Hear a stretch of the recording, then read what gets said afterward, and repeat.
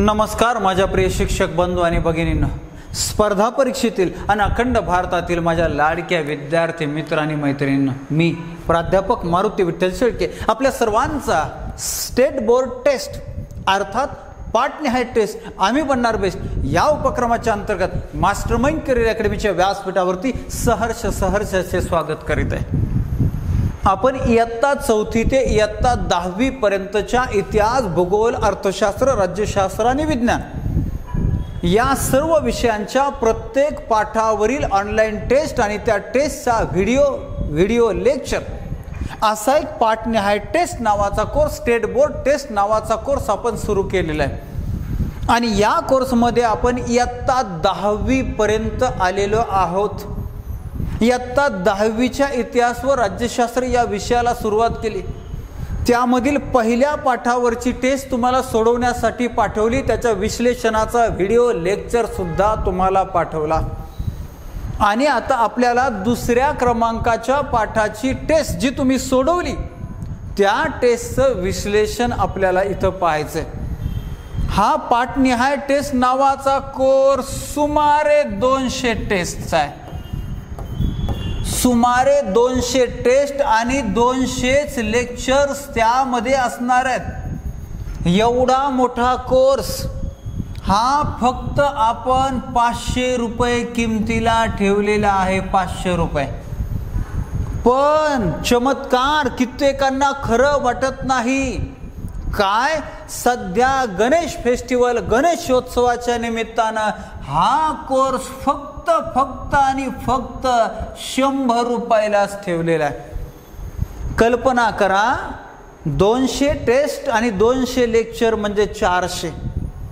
अशा 400 lecture, 400 quantity असणारा course तुम्हाला फक्त 100 रुपयामध्ये 6 महिने कालावधी, म्हणजे 20 पैशाला, 20 ते 25 पैशाला तुम्हाला एक टेस्ट, एक लेक्चर पडतं। इतकं सोपं आहे, म्हणजे कुठल्याही प्रकारच्या पैशाची अपेक्षा न करता फक्त योग्य, लायक, गरजूच व्यक्तींनी ही टेस्ट घ्यावी, हा कोर्स घ्यावा एवढीच माफक अपेक्षा आहे। चला, आपल्याला इयत्ता 10वीच्या विषय इतिहास व राज्यशास्त्राच्या पाठ क्रमांक 2चं विश्लेषण आपल्याला पाहायचंय। त्या पाठ क्रमांक 2चं नाव आहे इतिहास लेखन भारतीय परंपरा। पहिल्या क्रमांकाचा पाठ पहिला आपण इतिहास लेखन पाश्चात्य परंपरा, म्हणजे पश्चिमेकडील राष्ट्रांमध्ये इतिहास लेखनाची परंपरा आपण पाहिली। पश्चिमेकडील राष्ट्रामधील अनेक साहित्यिक पाहिले। आज आपल्याला भारताच्या लेखनाची, भारताच्या इतिहास लेखनाची परंपरा टेस्ट विश्लेषणाच्या माध्यमातून समजून घ्यायची, शिकायची। चला पाहूया प्रश्न क्रमांक 1। सोह गौडा ताम्रपटावरील कोरीव लेख टिंब लिपीत आहे। पहिली गोष्ट, हा सोह गौडा नावाचा जो ताम्रपट सापडलाय तो उत्तर प्रदेश राज्यामध्ये गोरखपूर जिल्ह्यामध्ये सापडलाय। कळलं? त्यानंतर हा ताम्रपट जो आहे तो ताम्रपटावरील जो कोरीव लेख आहे तो कोणत्या लिपीत आहे असा प्रश्न आहे, तर त्याचं उत्तर आहे ब्राह्मी लिपी, म्हणजेच पर्याय क्रमांक 4। तुम्हाला असा प्रश्न आला, सोह गौडा ताम्रपट कोठे आढळला? उत्तर प्रदेश मधील गोरखपूरमध्ये। पुढचा प्रश्न, या ताम्रपटावरील कोरीव लेख हा ब्राह्मी लिपीत आहे। प्रश्न क्रमांक 1चं पर्याय क्रमांक 4 उत्तर। नेक्स्ट, खालील विधाने वाच। अ क्रमांकाचं विधान वाचूया। हडप्पा संस्कृतीमध्ये मिळालेल्या प्राचीन लेखांच्या आधारे भारतामध्ये लेखन कला इसवी सनापूर्वी 3ऱ्या सहस्रकापासून किंवा त्याही पूर्वीपासून अस्तित्वात होती असे दिसते। पहिलं विधान जे आहे ते आपल्याला सांगते सहस्रक म्हणजे 1000, 3ऱ्या म्हणजे या हडप्पा मोहनजोदडो संस्कृतीचा कालखंडच इसवी सन पूर्व 2700, म्हणजे 3000 वर्षापूर्वी, 3000 कधीच्या शून्यपासून जी सुरुवात होती ती इसवी सन पूर्व, म्हणून तिथं इसवी सनापूर्वी 3ऱ्या सहस्रकापासून असं दिलंय, किंवा त्यापूर्वीपासून अस्तित्वात होती असे दिसते. हे विधान बरोबर आहे.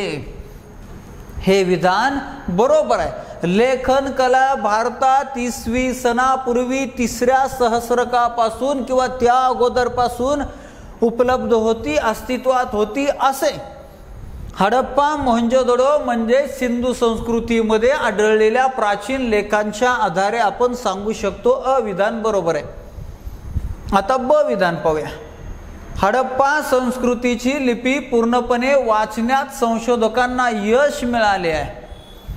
आता या विधानात थोडंसं कन्फ्युजन आहे. आपण आत्ता झालेल्या पोस्टाच्या पेपरला आलेल्या एका प्रश्नाचा उत्तर पाहूया. प्रश्न असा होता, कोणत्या कालखंडातील मानवाचे काही प्रमाणातच लिखित पुरावे आढळतात आणि त्याचं उत्तर काय आहे? तर त्याचं उत्तर आहे इतिहास पूर्व कालखंड. त्याचं उत्तर आहे इतिहास पूर्व कालखंड. याच्या अगोदरचा कालखंड आहे तो म्हणजे प्रागैतिहासिक कालखंड. प्रागैतिहासिक कालखंड. प्रागैतिहासिक कालखंड म्हणजे ज्या कालखंडातील मानवाचे कसल्याच प्रकारचे लिखित पुरावे आढळत नाहीत तो कालखंड. मानवाच्या जन्मानंतर उदयानंतर सर्वात सुरुवातीचा कालखंड. यानंतर दुसरा कालखंड आहे ज्या कालखंडातील मानवाचे काही प्रमाणात थोड्या प्रमाणातच लिखित पुरावे आढळतात. त्याचबरोबर ते गूढ आहेत, रहस्यमय आहेत, त्या सर्वांचं अजून वाचन करता नाही आलं अशा प्रकारचा हा इतिहासपूर्व कालखंड. आणि याचं वैशिष्ट्य आपल्या उदाहरण सांगायचं म्हटलं तर हडप्पा मोहंजोदडो संस्कृती, सिंधू संस्कृती.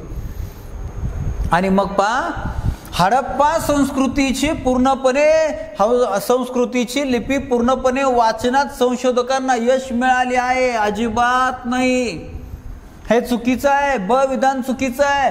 इतिहासपूर्व कालखंडामध्ये मानवाचे जे काही थोडेफार लिखित पुरावे आढळले ते वाचनामध्ये पूर्णतः अर्थ लावण्यामध्ये यश मिळालेलं नाही आहे. आणि सिंधू संस्कृती, हडप्पा मोहंजो संस्कृती याच कालखंडाचा भाग आहे. आणि मग शेवटी जो कालखंड आहे त्याला म्हणतात ऐतिहासिक कालखंड. ज्या कालखंडातील मानवाचे लिखित पुरावे आढळतात, त्याचं वाचन करता येतं, त्याचा अर्थ लावता येतोय असा कालखंड. उदाहरण सांगायचं म्हटलं तर वैदिक संस्कृती. आणि मग या वैदिक संस्कृतीमध्ये आपण जे वेद सापडले म्हणजे संहिता आहेत, ज्यामध्ये 4 वेद आहे, ब्राह्मण्य ग्रंथ, आरण्यके, उपनिषदे, षडदर्शने, वेदांते, वेदांगे, हे सगळं आपण इथं वाचू शकलोय, त्याचा अर्थ लावू शकलोय. अशा रीतीनं हा ऐतिहासिक कालखंड. आणि त्याचं हे उदाहरण वैदिक संस्कृती, सिंधू संस्कृती नंतरची. या वैदिक संस्कृतीचा कालखंड आहे इसवी सन पूर्व 1500 ते इसवी सन पूर्व 600 झालं. अशा रीतीनं आपल्याला अविधान बरोबर सापडलंय, ब चुकीचं सापडलंय. म्हणजे आपल्याला पर्याय क्रमांक 1 उत्तर आहे. पर्याय अ बरोबर, ब चूक. ठीक आहे. प्रश्न क्रमांक 2चं पर्याय क्रमांक 1 उत्तर आहे. असं विश्लेषण समजून घेतलंय तर तुम्हाला कुठलाही टॉपिक, कुठलाही विषय, कुठलाही घटक अवघड जाणार नाही. नेक्स्ट, बरोबर जोडी ओळखा. आता बरोबरच्या जोड्या पाहूया. बाणभट्ट राजत रंगिणी अशी जोडी दिली तर ही जोडी चुकीची आहे. कशी बरं? बाणभट्ट यांचं साहित्य आहे हर्षचरित. हर्षचरित हे साहित्य आहे बाणभट्टच, म्हणजे पहिली जोडी चुकीची. बर, कल्लन चंदबरदाई ही बी जोडी चुकीची आहे. कल्लन यांचं साहित्य आहे राजत रंगिणी. राजत रंगिणी झाला. मग हे चंदबरदाई काय? तर चंदबरदाई हे पृथ्वीराज चव्हाणच्या दरबारातील एक साहित्यिक आहेत आणि त्यांनी पृथ्वीराज रासो हे साहित्य लिहिलंय. म्हणजे दुसरी जोडी बी चुकीची. तिसरी, राजत रंगिणी राजस्थानचा इतिहास, ही पण चुकीची आहे. का बरं? तर राजत रंगिणी या साहित्यामध्ये कल्लनने काश्मीरचा इतिहास लिहिलाय. काश्मीरचा इतिहास आहे. झालं. तिन्ही जोड्या चुकीच्या. चौथी काय? जियाउद्दीन बर्नी साहित्यिकाचं नाव आहे. तारिक ए फिरोजशाही. ओके, हे साहित्य याच बरणीचं आहे आणि म्हणून पर्याय क्रमांक 4 हाच फक्त बरोबर पर्याय. एवढी एकच जोडी बरोबर आहे, 3 चुकीच्या आहेत. त्या चुकीच्या बरोबर कशा काय त्यांच्या जोड्या लागतात हे आपण पाहिलं. जाऊया पुढे प्रश्न क्रमांक 4 कडे. टिंबटिंबने विविध ज्ञान शाखांमध्ये भारतीयांनी केलेली कामगिरी आणि भारतातील समाज जीवन या संबंधीची माहिती अरेबिक भाषेमध्ये लिहून ठेवली. अरेबिक भाषेमध्ये कोणी लिहून ठेवली? अल्बेरुनी. अल्बेरुनी हा मोहम्मद गझनीच्या आक्रमणाच्या वेळेस भारतामध्ये आलेला एक प्रवासी आहे, साहित्यिक आहे आणि त्यानं अशा प्रकारचं लेखन केलं. हे अरेबिक भाषेमध्ये. आपल्या प्रश्न क्रमांक 4चं पर्याय क्रमांक 2 उत्तर. हा जो इब्न बतूता आहे हा आफ्रिकी मुस्लिम प्रवासी, हा मोहम्मद तुघलकाच्या काळामध्ये आला होता. इब्न बतूता हा जेम्स मिल जो आहे हा पाश्चिमात्य साहित्यिक आहे. म्हणून आपलं उत्तर हाही परदेशी प्रवास आहे. आपलं उत्तर आहे अल्बेरुनी. चुकीची जोडी ओळखा. बर, हसन निजामी हा साहित्यिक होऊन गेला, त्याचं साहित्य ताजुल मासीर जोडी बरोबर आहे. दुसरा साहित्यिक दिलाय मिनहाज ई सिराज, त्याचं साहित्य तबाकत ई नासिरी, हेही बरोबर आहे. तिसरं तैमूरलंग, मंगोल प्रांतातील सत्ताधीश तैमूरलंग यानं आपल्या भारतावर 1398 साली आक्रमण केलं होतं. त्यावेळेस नासिरुद्दीन मोहम्मद तुघलक हा तुघलक घराण्याचा सुलतान होता 1398 रोजी. बर, अशा या तैमूरलंगचं आत्मचरित्र तुझुक ई तिमुरी आहे, हेही बरोबर आहे. म्हणजे पहिल्या 3ही जोड्या बरोबर आहे. चौथी वरील पैकी एकही नाही. हा चुकीची एकही जोडी नाही, 3ही बरोबर आहे. म्हणजे पर्याय क्रमांक 4 आपलं उत्तर. चला पुढे. वेगळा पर्याय ओळखा. बर, इब्न बतूता परदेशी साहित्यिक आहे, हा इब्न बतूता. बर, पुढे काय? मार्को पोलो हा सुद्धा परदेशी साहित्यिक आहे. अगदी या परदेशी साहित्यिकाबद्दल असं सांगितलं जातं, भारतात येणारा जमिनी मार्गे भारतात येणारा पहिला युरोपियन कोण? हा मार्को पोलो. पुढे चंद बरदाई आणि बार्बोसा. अरे हा बार्बोसा जो आहे हाही परदेशी प्रवासी आहे, हाही परदेशी प्रवासी आहे, हाही परदेशी प्रवासी. मात्र चंद बरदाई हा भारतातीलच साहित्यिक आहे. त्यानं पृथ्वीराज रासो नावाचं पृथ्वीराज चव्हाणच्या जीवनावरचं साहित्य लिहिलंय. आपलं उत्तर पर्याय क्रमांक 3 आहे. वेगळा पर्याय. इतर 3 परदेशी प्रवासी आहेत. पर्याय क्रमांक 3 चंद बरदाई हा भारतीय साहित्यिक आहे. ओके. ईश्वरदास नागर, भीमसेन सक्सेना, खाफी खान आणि निकोलाय मनुची हे टिंबटिंब काळातील इतिहासकार आहे. मोगल सम्राटांची नावं दिलेली आहेत. कोणत्या मोगल सम्राटांच्या काळामध्ये हे साहित्यिक होऊन गेले? तर उत्तर आहे औरंगजेब. औरंगजेबाच्या काळामध्ये हे होऊन गेलेत आणि औरंगजेबाच्या कालखंडातील अनेक घटकांवर अनेक घटनांवर यांनी प्रकाश टाकायचं काम केलंय. यांच्या साहित्यानं ती माहिती पुरवायचं काम केलंय. पुढे चुकीची जोडी ओळखा. ग्रंथ आणि इतिहास लेखन पद्धती दिल्यात. ओके. हुवेर शूद्राज, शूद्र कोण होते? डॉक्टर बाबासाहेब आंबेडकरांचं साहित्य वंचितांचा इतिहास त्यामध्ये दिलाय. अगदी बरोबर. स्त्री पुरुष तुलना स्त्रीवादी लेखन आहे. भारतातील अशा प्रकारचं पहिलं स्त्रीवादी लेखन आहे ताराबाई शिंदे यांचं, ही जोडी बरोबर आहे. The Indian war of independence 1857 म्हणजे 1857चे स्वातंत्र्य समर स्वातंत्र्यवीर विनायक दामोदर सावरकर यांचं चरित्र आहे. पुढं काय? मार्क्सवादी लेखन नाही. हे मार्क्सवादी नाही, हे राष्ट्रवादी आहे. ज्वलंत राष्ट्राच्या प्रेमाबद्दल लिहिलेलं हे पुस्तक आहे, हा ग्रंथ आहे. आणि म्हणून चुकीची जोडी आपल्याला सापडली आहे. पर्याय क्रमांक 3 मार्क्सवादी नाही, राष्ट्रवादी लेखन आहे. चौथं काय? Cambridge history of India. तर वसाहतवादी इतिहास लेखन हेही बरोबर आहे. झालं. आपल्या प्रश्न क्रमांक 8चं उत्तर पर्याय क्रमांक 3 आहे. जाऊया पुढच्या प्रश्नाकडे. चुकीची जोडी ग्रंथाचे नाव आणि इतिहासकार दिले. बर, the rising of the Maratha power किंवा the rising of Maratha empire म्हणजे मराठी सत्तेचा उदय, मराठा साम्राज्याचा उदय असा ग्रंथ आहे आणि तो कोणी लिहिलाय? न्यायमूर्ती रानडे यांनी लिहिलाय. बरोबर.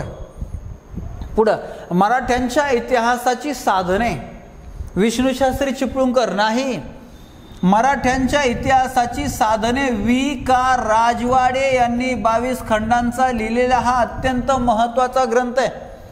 म्हणजे चुकीची जोडी आपल्याला सापडली, पर्याय क्रमांक 2 आहे. भारताच्या राष्ट्रवादी इतिहास लेखनाचे प्रेरणास्त्रोत विष्णूशास्त्री चिपळूणकर आहे. त्यांना आपण मराठी भाषेचे शिवाजी म्हणतो, त्यांना निबंध मालाकार म्हणतो. न्यू इंग्लिश स्कूल जे 1 जानेवारी 1880 मध्ये लोकमान्य टिळक, गोपाळ गणेश आगरकर आणि विष्णूशास्त्री चिपळूणकर यांनी स्थापन केलेली संस्था. अशा रीतीनं विष्णूशास्त्री चिपळूणकर हे अनेक विविधांगी फार मोठ्या क्षेत्रामध्ये काम करणारे साहित्यिक होऊन गेले. पुढं पर्याय क्रमांक 3 मराठ्यांची रियासत गोविंद सखाराम सरदेसाई बरोबर आहे. गुलामगिरी महात्मा फुल्यांनी अमेरिकन नागरिकांना अर्पण केलेला ग्रंथ आहे.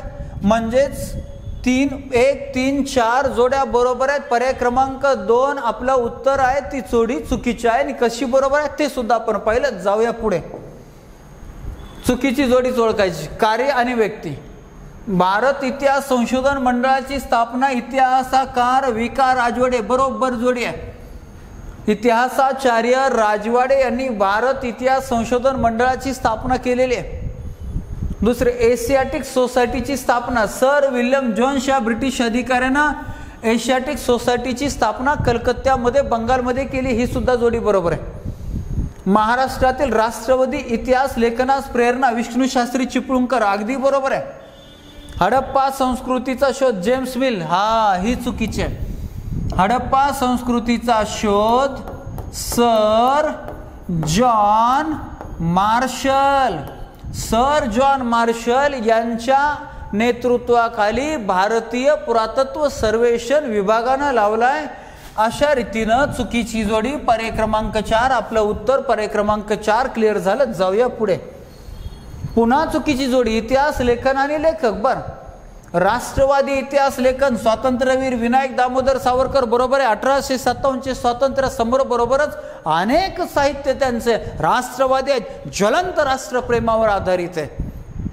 पुढे मार्क्सवादी इतिहास लेखन दामोदर धर्मानंद कोसंबी बरोबर आहे. श्रीपाद अमृत डांगे असतील, दामोदर धर्मानंद कोसंबी असतील यांनी मार्क्सवादी इतिहास लेखन लिहिले. अगदी बरोबर, दोन्ही बरोबर. आपल्याला चुकीची शोधायची. वंचितांचा इतिहास रामचंद्र गुहा. रामचंद्र किती फसवायचा प्रयत्न केला. रामचंद्र नाही तर रणजित पाहिजे होतं. म्हणजे पर्याय क्रमांक 3 उत्तर आहे. ही जोडी चुकीची आहे. रणजित गुहा यांनी वंचितांचा इतिहास लिहिलाय, रामचंद्र गुहा यांनी नाही. थोडा फसवायचा प्रयत्न कसा केलाय बघा नावात. आपल्याला उत्तर सापडले तरी आपण चौथ्या पर्यायाकडे जाऊया. इतिहास स्त्रीवादी इतिहास शर्मिला रेगे बरोबर आहे.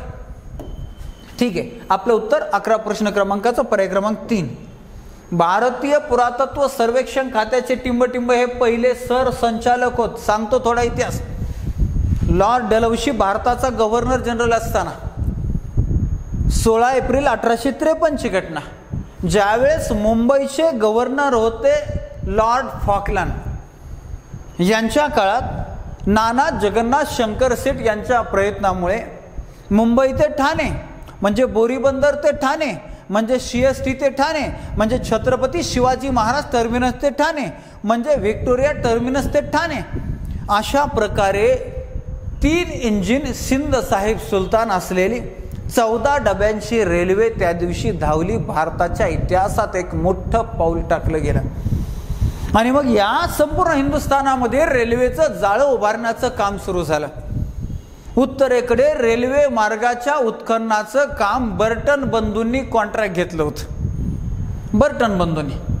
आणि मग हे खोदकाम चालू असताना पंजाब प्रांतामध्ये त्यांना काही खोदकाम करताना रेल्वे मार्ग खोदताना काही विशेष काही गोष्टी सापडल्या. त्यांनी ब्रिटिश ईस्ट इंडिया कंपनीला ती माहिती कळवली. मग त्याचं सर्वेक्षण पाहणी करण्यासाठी अलेक्झांडर कनिंघम नावाचे तज्ज्ञ तिथं पोहोचले आणि त्यांनी ब्रिटिश सरकारला कंपनीला सांगितलं की इथं काहीतरी विशेष असावं, यासाठी आपल्याला मोठं काम करावं लागेल. आणि मग 1860 साली ब्रिटिश ईस्ट इंडिया कंपनीचा वरदहस्त मिळाल्यानंतर अलेक्झांडर कनिंघम यांनी भारतीय पुरातत्व सर्वेक्षण विभागाची स्थापना केली आणि म्हणून भारतीय पुरातत्व सर्वेक्षण विभागाचे जनक, संस्थापक आणि पहिले संचालक तेच आहेत अलेक्झांडर कनिंघम. आता 2 महिन्यापूर्वी जी पोस्टाची परीक्षा झाली त्या परीक्षेला सुद्धा हा प्रश्न आला होता, उत्तर पर्याय क्रमांक 1. अजून एक गोष्ट सांगतो, आत्ताच झालेल्या राज्यसेवेच्या पूर्व परीक्षेमध्ये सुद्धा आपले 7 ते 8 प्रश्न या पाठनिहाय टेस्ट मधले आलेले आहेत. म्हणजे क्लास 1 होण्यासाठीच्या परीक्षांना सुद्धा आपला हा कोर्स क्लास 2, क्लास 3, क्लास 4 सर्व प्रकारच्या परीक्षांसाठी हा स्टेट बोर्ड कोर्स 100% रामबाण ठरणार आहे. अगदी नैराश्यात गेलेल्या विद्यार्थी आणि विद्यार्थिनींसाठी अमृताचं काम करणार आहे. फक्त तुम्ही मनापासून या टेस्ट सोडवल्या पाहिजे, मनापासून एकाग्रतेने हे टेस्ट विश्लेषणाचे लेक्चर्स पाहायला पाहिजे. रात्रंदिवस या ठिकाणी अगदी 12-12 तास बसून एक टेस्ट तयार केली जाते. त्यानंतर तिचं टायपिंग होतंय, तुम्हाला ती ऑनलाईन स्वरूपात पाठवली जाते. नंतर पुन्हा त्या टेस्टचं PPT पॉवर पॉईंट प्रेझेंटेशन अशा पद्धतीनं बनवून 1-1 तास 2-2 तास त्यावर काम करून अशा प्रकारचे व्हिडिओ लेक्चर तयार केले जातात. म्हणजे तुम्हाला एक टेस्ट आणि त्या टेस्टच्या व्हिडिओचं लेक्चर 14 ते 15 तास काम करून दिलेलं असतं. ते मात्र तुम्हाला एक 15-20 मिनिटामध्ये टेस्ट सोडवायची असते आणि अर्ध्या तासामध्ये 15-20 मिनिटामध्ये तो व्हिडिओ पाहायचा असतो. म्हणजे मी केलेल्या 15 तासाच्या कामाचा तुम्हाला फक्त अर्धा तास ते 1 तासच मॅक्सिमम द्यायचे. मग कल्पना करा, मी आत्तापर्यंत 200 टेस्ट तयार केल्यात, 150 टेस्ट तयार केल्यात आणि 150 व्हिडिओ तयार केले, त्याला वेळ किती गेला असेल. आणि अशा प्रकारचा कोर्स मी अवघ्या 100 रुपयाला यासाठी की गरजू विद्यार्थ्यांना माझी मदत व्हावी. या स्पर्धा परीक्षेच्या दुनियेत काहीतरी आपण गरजवंतांसाठी समाधानासाठी हे काम करत आहोत. एक मनाला एक समाधानाची बाब आहे. जायचं पुढे. आपलं उत्तर आलं प्रश्न क्रमांक 12चं पर्याय क्रमांक 1. जाऊया पुढे. हितोपदेश या संस्कृत ग्रंथाचा टिंबटिंब यांनी जर्मन भाषेत अनुवाद केला. जर्मन संशोधक, अभ्यासक, शास्त्रज्ञ, तत्वज्ञानी फ्रेडरिक मॅक्स मुलर, ज्यानं आर्यांचं मूळ स्थान हे आशिया मायनर आहे हे सांगितलं होतं आणि तेच खरं मानलं गेलं. ज्यानं ऋग्वेदाचं जर्मन भाषेमध्ये भाषांतर केलं अशा फ्रेडरिक मॅक्स मुलरनं हितोपदेश या संस्कृत ग्रंथाचा जर्मन भाषेत अनुवाद केलाय. आपलं उत्तर आहे पर्याय क्रमांक 2. हा जर्मनचा आहे म्हणून तर जर्मन भाषेमध्ये भाषांतर करणार आहे. जेम्स मिल हा इंग्लंडचा झाला, एल्फिस्टन इंग्लंडचा झाला, जॉन मास्टर इंग्लंडचे झाले, जॉन मार्शल इंग्लंडचे झाले. म्हणजे जर्मन भाषा एकट्यालाच येणार असाही आपण क्लू लावू शकतो. पुढे. भारतात कोरीव लेखांच्या स्वरूपात लिखित साहित्याची सुरुवात टिंबटिंब याच्या काळापासून झाली. भारतामध्ये कोरीव लेखाच्या स्वरूपात लिखित साहित्याची सुरुवात सम्राट अशोकापासून झाली. कोण आहे ते सम्राट अशोका? तर मौर्य साम्राज्य. मगध साम्राज्य बुडून नंदकुळाचा नाश करून चंद्रगुप्त मौर्यानं मौर्य साम्राज्याची स्थापना केली. अगदी शून्यातून विश्व निर्माण करणं म्हणजे काय असतं हे चंद्रगुप्त मौर्याच्या जीवनचरित्रातून शिकायला मिळतं. जर कधी वेळ मिळाला तर चंद्रगुप्त मौर्य यांचं जीवनचरित्र अवश्य वाचा. प्रेरणा मिळेल लढण्याची, जिंकण्याची, संघर्षाची. चंद्रगुप्त मौर्यानंतर त्याचा मुलगा गादीवर बसला. मौर्य साम्राज्याचा दुसरा सम्राट बनला बिंदुसार मौर्य साम्राज्याचा दुसरा सम्राट. आणि बिंदुसारचा मुलगा तर त्याहूनही मोठा सम्राट झाला, सम्राट अशोका. मौर्य साम्राज्याचा सर्वात मोठा विस्तार सम्राट अशोकाच्या काळामध्ये झाला होता. आणि याच सम्राट अशोकाच्या काळामध्ये भारतात कोरीव लेखांच्या स्वरूपात लिखित साहित्याची सुरुवात झालेली आहे. पर्याय प्रश्न क्रमांक 14चं पर्याय क्रमांक 3 उत्तर. चला पुढे. इसवी सनाच्या 7व्या शतकात बाणभट्ट या कवीनं लिहिलेले टिंबटिंब हे संस्कृत काव्य ऐतिहासिक चरित्र ग्रंथाच्या स्वरूपाचे आहे. चरित्र ग्रंथ म्हणजे अनेकांच्या चरित्राचा समावेश या ग्रंथामध्ये. कोणत्या ग्रंथात? जे बाणभट्टनं लिहिलंय त्या ग्रंथात. कधी लिहिलंय? इसवी सनाच्या 7व्या शतकात. कोणत्या ग्रंथात? तर मगाशी आपली चर्चा झाली हर्षचरित. पर्याय क्रमांक 4 आपलं उत्तर आहे. राजत रंगिनी कल्लंच आहे, मेघदूत कालिदास आहे. अशा रीतीने बाकीचे साहित्य वेगळ्या साहित्यिकांचे. पुढे इसवी सनाच्या 12व्या शतकात टिंबटिंब याने लिहिलेला राजत रंगिनी हा काश्मीरच्या इतिहासावरील ग्रंथ आहे. तर कल्लन. पर्याय क्रमांक 3 पंडित कल्लनने लिहिलेला राजत रंगिनी नावाचा ग्रंथ काश्मीरचा इतिहास सांगतो, काश्मीरचा भूगोल सांगतो. चला प्रश्न क्रमांक 16चा पर्याय क्रमांक 2 उत्तर आहे. पुढे प्रिमिटिव्ह कम्युनिझम टू स्लेव्हरी हे पुस्तक टिंबटिंब इतिहास लेखनाचे उदाहरण आहे. आपल्या भारतामध्ये जे इतिहास लेखन झालं त्यांचं वर्गीकरण केलं जातं. विशेषतः इंग्रजांनी लिहिलेल्या इतिहास लेखनाला वसाहतवादी इतिहास लेखन म्हणतात. त्यानंतर इंग्रजच मात्र भारतीय संस्कृतीचा आदर करणारे जे लेखक त्यांच्या साहित्याला इतिहास लेखनाला प्राच्यवादी इतिहास लेखन म्हणतात. भारतावर प्रचंड प्रेम आणि भारताच्या ज्वलंत इतिहासाबद्दल जे लेखन झालं त्याला राष्ट्रवादी इतिहास लेखन म्हणतात. आणि मार्क्सवादी कम्युनिस्टच्या बाजूनं लिहिलेलं मार्क्सवादी, मग ज्याच्यामध्ये श्रीपाद अमृत डांगे असतील, दामोदर धर्मानंद कोसंबी असतील, हे मार्क्सवादी इतिहास लेखक. आणि प्रिमिटिव्ह कम्युनिझम टू स्लेव्हरी हे श्रीपाद अमृत डांगे, त्यांना कॉम्रेड डांगे असंही म्हणतात. संयुक्त महाराष्ट्राच्या चळवळीमध्ये सुद्धा त्यांचा मोठा वाटा आहे. अशा डांगेंनी लिहिलेला हा ग्रंथ आहे आणि ते मार्क्सवादी आहे. म्हणजेच पर्याय क्रमांक 4 आपलं उत्तर आहे. चला पुढे जायचं. मध्ययुगीन भारतातील मुस्लिम राज्यकर्त्यांच्या दरबारातील इतिहासकारांच्या लेखनावर टिंबटिंब इतिहास लेखनाच्या परंपरांचा प्रभाव असलेला दिसतो. मध्ययुगीन भारतातील मुस्लिम राज्यकर्ते, मग त्याच्यामध्ये तुम्हाला सुलतानशाही दिसल, त्यानंतर तुम्हाला मोगल साम्राज्य दिसल.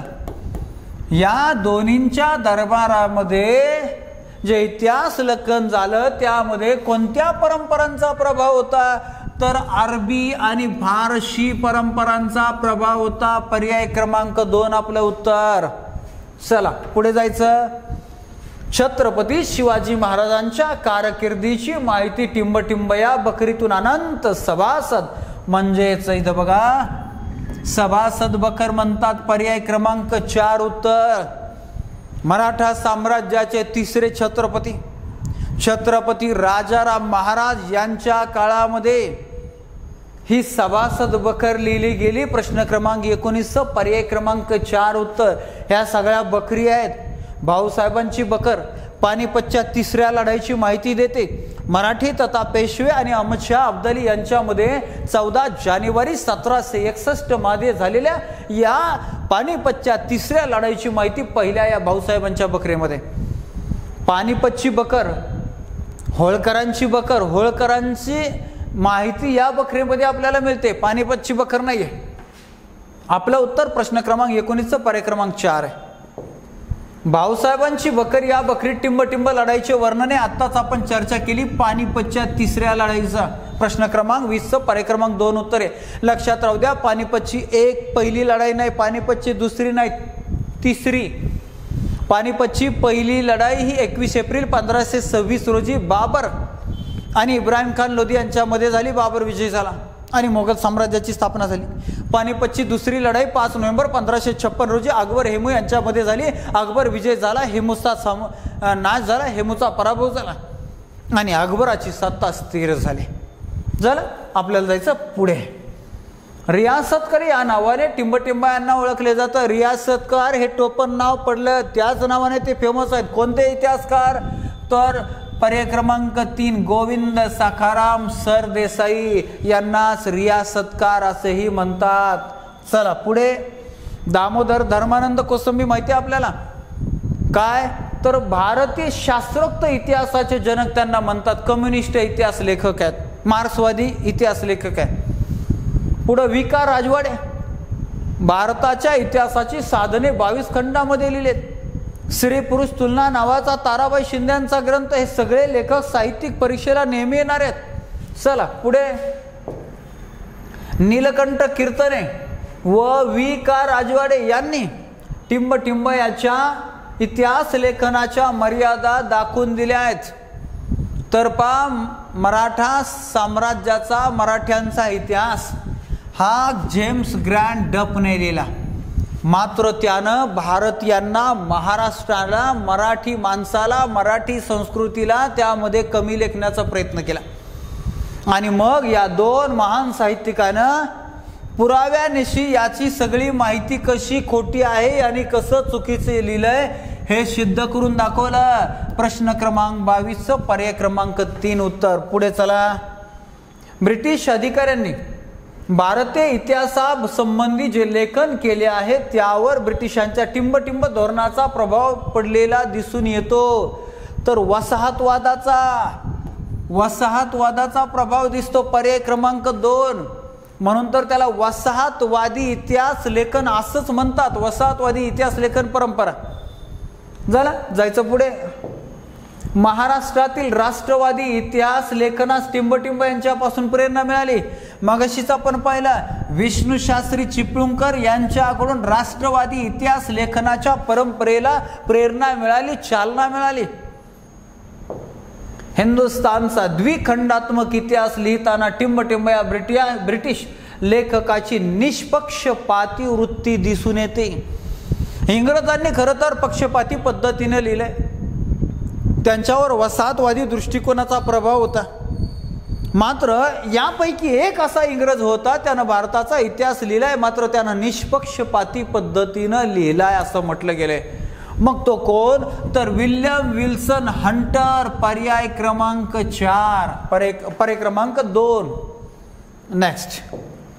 भारतीय कम्युनिस्ट पक्षाचे संस्थापक सदस्य टिंबटिंबाने मार्क्सवादी इतिहास लेखन केलं. मगाशी चर्चा झाली.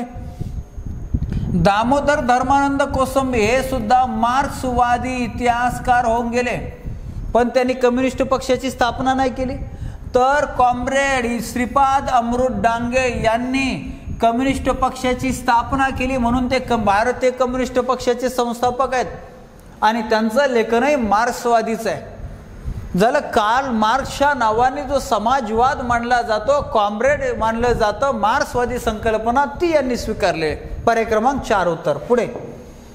स्त्री पुरुष तुलना हे टिंबटिंब यांनी लिहिलेले पुस्तक भारतातील पहिले स्त्रीवादी लेखन. पहा, 2 प्रश्न इथं तयार होतात. स्त्री पुरुष तुलना हा ग्रंथ कोणाचा? आणि दुसरा प्रश्न तयार होतो, भारतातील पहिले स्त्रीवादी लेखन कोणते? तर उत्तर स्त्री पुरुष तुलना. आणि कोणाचा आहे? ताराबाई शिंदे. पर्याय क्रमांक 3 आपलं उत्तर. नेक्स्ट. मुघल साम्राज्याचा संस्थापक बाबर याचे आत्मचरित्र. टिंबटिंब मध्ये त्याला कराव्या लागलेल्या युद्धाची वर्णन आहे. तुम्हाला माहिती आहे बाबरानं आपल्या भारतावर 1526 ते 30 या काळामध्ये राज्य केलं.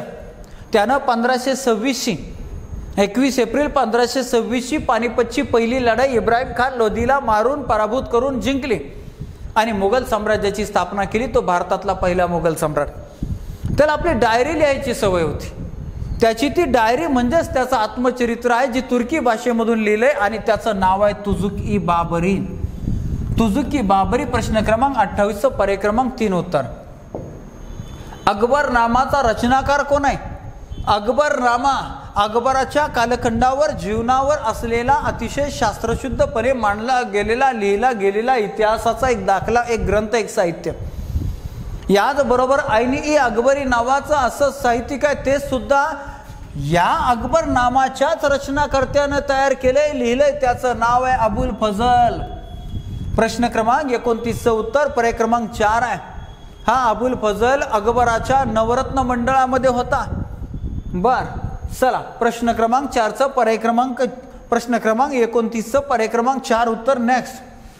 बखर या साहित्य प्रकाराबद्दल कोणते विधान योग्य नाही? बर हा एक ऐतिहासिक साहित्य प्रकार आहे, बरोबर आहे। आपल्याला नाही बरोबर नसलेला शोधायचे। या साहित्यात शूरवीरांचे गुणगान ऐतिहासिक घडामोडी समाविष्ट असतात, हेही विधान बरोबर आहे। आपल्याला चुकीचं शोधायचं। या महिन्यात या साहित्यात थोर पुरुषांचे चरित्र समाविष्ट असतात, हेही बरोबर आहे। तिन्ही बरोबर आहे। वरीलपैकी एकही चुकीचं नाही, पर्याय क्रमांक 4 आपलं उत्तर। चला टिंबटिंब यांच्या कारकिर्दीत सभासद बखर लिहिली गेली। मगाशी मी तुम्हाला सांगितलं कृष्णाचे अनंत सभासद छत्रपती राजाराम महाराज मराठा साम्राज्याचे तिसरे छत्रपती यांच्या काळात, पर्याय क्रमांक 3 आपलं उत्तर। पानिपतच्या तिसऱ्या लढाईचे वर्णन टिंबटिंब या बकरीत आहे। मगाशी चर्चा झाली पानिपतच्या तिसऱ्या लढाईचं वर्णन, जी तिसरी लढाई 14 जानेवारी 1761 रोजी मराठी आणि अहमदशाह अब्दाली यांच्यामध्ये झाली। तर भाऊसाहेबांची बखर या बकरीमध्ये, पर्याय क्रमांक 3 असं लक्षात ठेवायचं। पानिपतच्या लढाईचं नेतृत्व सदाशिवराव भाऊ यांच्याकडे दिलं होतं, सदाशिवराव भाऊ आणि भाऊसाहेबांची बकर, लक्षात ठेवायला सोपं। होळकरांची माहिती, होळकरांची कैफियत या बकरीमध्ये, सभासद बखर छत्रपती शिवरायांची कालखंडाबद्दल माहिती देते। ठीक आहे, चला जाऊया आपण पुढे।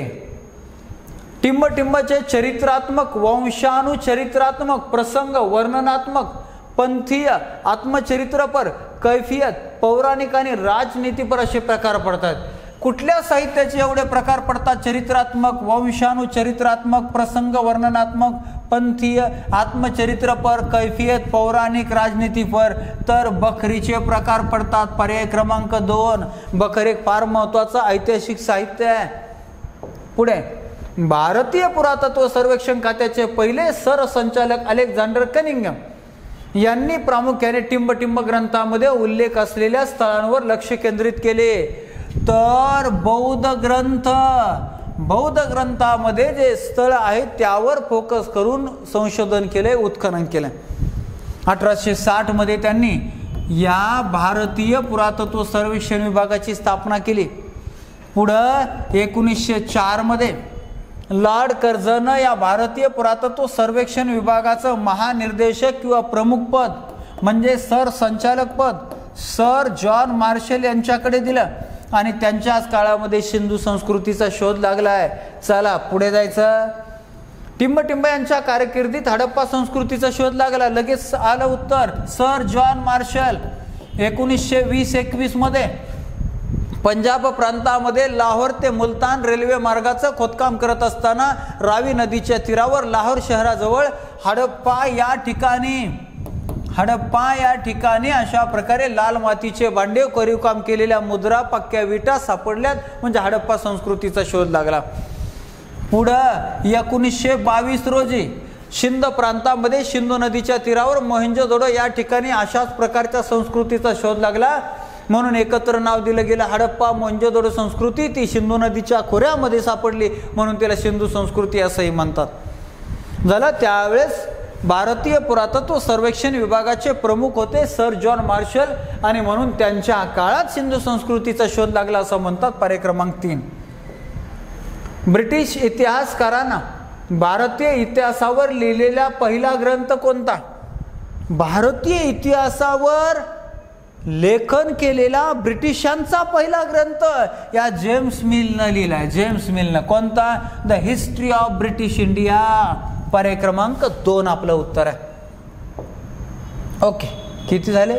36। ओके, इयत्ता 10वी विषय इतिहास व राज्यशास्त्र आणि या विषयाचा पाठ क्रमांक 2 धडा नंबर 2 काय इतिहास लेखन भारतीय परंपरा, यामध्ये आपण 36 प्रश्नांची ऑनलाईन टेस्ट तुम्हाला सोडवण्यासाठी पाठवली। तुम्ही ती सोडली, तुम्हाला किती मार्क्स पडले, बरोबर कोणते चुकीचे कोणते हे कळलं आणि त्याच्या अवतीभोवतीची माहिती म्हणजे त्या टेस्टच्या विश्लेषणाचा व्हिडिओ आपल्यासाठी फार महत्त्वाचा असतो। संपूर्ण पाठ आणि त्या पाठासंदर्भात स्पर्धा परीक्षेतील मुद्दे आपण याद्वारे शिकत असतो। चला, हा व्हिडिओ जर तुम्हाला आवडला असेल तर लाईक अवश्य करा, त्याचबरोबर कसा वाटला कमेंट अवश्य करा। तुमच्या कमेंट मला नेहमीच सातत्यानं काम करण्यासाठी, नाविन्यपूर्ण उपक्रमासाठी प्रेरणा देत असतात आणि आपल्या स्पर्धा परीक्षेतील सहकारी बांधवांसाठी हा व्हिडिओ शेअर करायला अजिबात विसरायचा नाही. चला थांबूया. धन्यवाद. Thank you very much.